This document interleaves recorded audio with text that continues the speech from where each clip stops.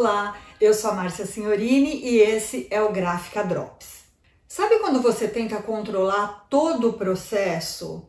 Fica atento a tudo que deu errado em outras oportunidades, confere 1000 vezes todos os detalhes e quando chega o material pronto, você vê que o pior aconteceu? Dá uma dor de cabeça e você fica se perguntando: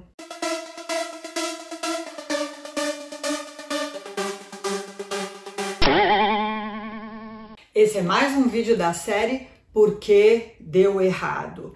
Quem acompanha aqui o canal já sabe que essa é uma oportunidade para a gente buscar os problemas, os erros, as dores de cabeça que a gente já teve com a produção gráfica, não para ficar chorando, se sentindo o pior produtor gráfico do mundo, mas sim para identificar a causa dos erros e aprender com eles e assim poder evoluir, né, nessa profissão. Nós temos usado esse livro aqui da Linda Sanders como roteiro assim para identificação de alguns erros. Ela fala de 47 dores de cabeça gráficas, mas nós sabemos que são muito mais do que 47. Para hoje eu escolhi essa dor de cabeça aqui, número 26 dela, que está na página 87.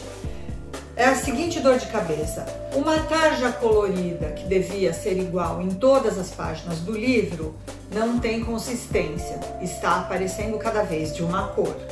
Esse é um exemplo desse problema. Os capítulos desse livro estão identificados por tarjas de cor. O problema é que essas tarjas variam muito a cor ao longo das páginas do livro. E nesse daqui, o mesmo problema. Olha só essas tarjas que deveriam ser da mesma cor. E por que isso acontece? Claro, isso se deve ao fato de que os livros são impressos em cadernos. E as fotografias coloridas, elas são compostas por 4 tintas: o amarelo, o magenta, o cian e o preto. Cada uma dessas tintas está numa unidade de impressão do equipamento, cada uma com o seu tinteiro. Em cada montagem nós temos um arranjo diferente das imagens, que consomem diferentes porções de cada uma dessas tintas. Dentro do próprio sistema, a gente tem uma pequena tolerância para variar esse entintamento. Quer dizer, fornecer mais ou menos tinta de cada cor em cada caderno, para contemplar essa variação de consumo nas diversas partes dele. A paginação do livro é que define essa distribuição das páginas num caderno. Então, aqui já dá para ver nessa montagem que a gente tem muito mais consumo de tinta nessa área do que nessas laterais, por conta das imagens que estão aqui.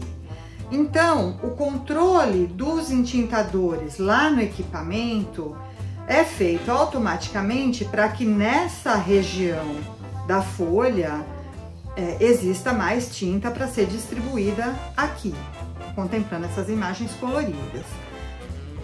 Para a gente conseguir um azul bacana nesse céu, a gente precisa de muito cian, mas não tanto que vai interferir nesse cinza, que também tem cian, só que com pontinhos menores.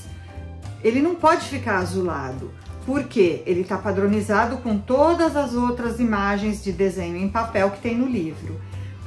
Então, para a gente poder acertar esse azul, a gente vai ter que levar em conta o efeito que ele tem nessa outra parte da folha. A folha está entrando assim, os tinteiros estão assim. Então, isso interfere nisso, isso interfere nisso, isso interfere nisso, isso interfere nisso.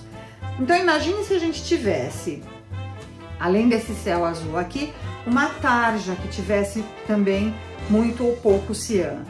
Quando a gente dá a tinta suficiente para acertar essa imagem, essa tarja necessariamente vai ser afetada.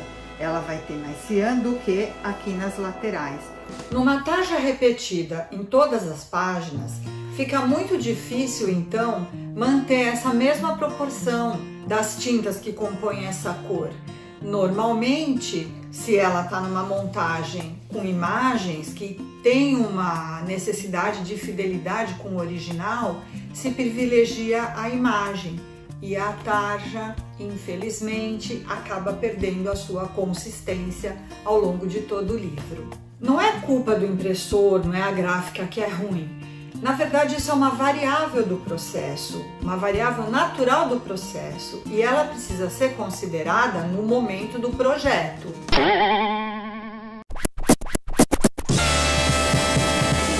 A primeira providência que a gente pode tomar, se a gente tiver uma tarja colorida sempre da mesma cor ao longo do livro, seria usar uma quinta cor, porque daí nós podemos controlar a densidade dessa única cor, independentemente das outras 4 que compõem as imagens que vão estar ali necessariamente no mesmo caderno.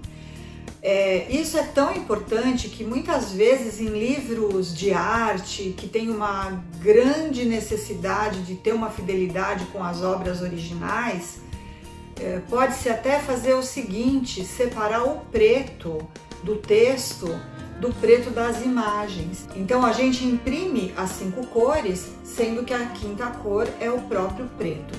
E isso garante uma liberdade de ajuste para se conseguir uma maior fidelidade nas imagens, nas reproduções. É claro que uma impressão a 5 cores vai custar mais caro do que uma impressão a 4 cores. O quanto mais caro depende um pouco do fornecedor que você está usando. Vamos dizer que você vai imprimir lá o seu livro a 5 cores numa gráfica que só tem equipamentos de 4 cores. Esse material vai ter que entrar uma vez na máquina para imprimir todas as cores, as 4 da escala. Vai ter que ser depois lavado todo esse equipamento, entrar novamente com a cor especial. Vai custar mais caro fazer nessa gráfica ou numa outra que já tem um equipamento de 5, 6 cores, onde já na mesma passada você consegue imprimir as 5 cores na sua folha de máquina.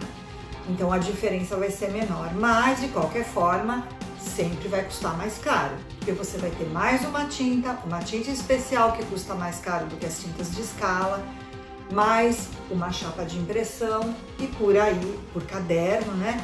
E por aí vai. Então é uma questão de pesar se esse custo a mais compensa para o resultado que você está esperando.